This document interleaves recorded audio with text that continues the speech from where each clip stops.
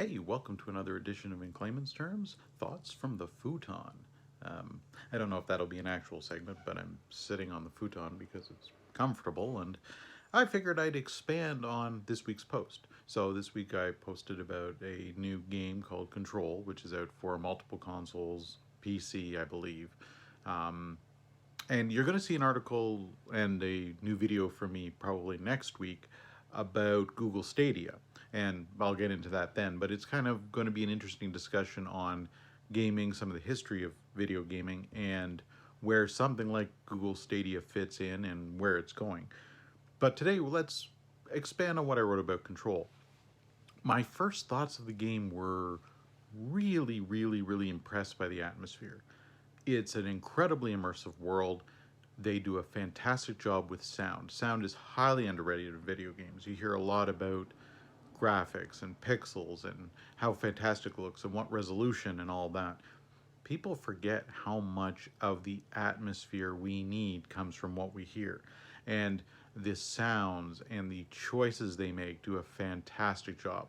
The graphics aren't going to blow you away on realism or anything like that. They do a great job.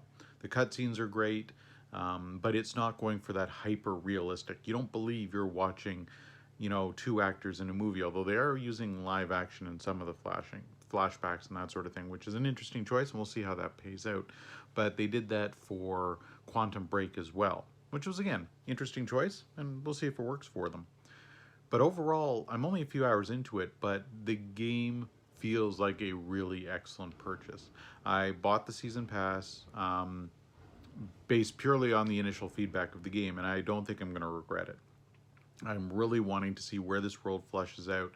The characters are strong. It's a strong female lead, and as I said in the article, there are certain tropes that you get with past trauma of a female character which are awful, and they perpetuate things, and you don't want to necessarily have every character have to have, say, a sexual assault as the basis for their character arc. And so far this character is strong, this character is independent, there's some mysterious stuff going on with this character, so we'll see if they fall onto any of these tropes. But so far it is a very strong character with a history, with an interesting history, but doesn't seem to be tripping over any of that. So I'm looking forward to that. It's great to play a strong female character in the game, and yeah, I'm looking forward where the game goes, and I'll post more thoughts as I play through it, but for now, I'm quite enjoying it.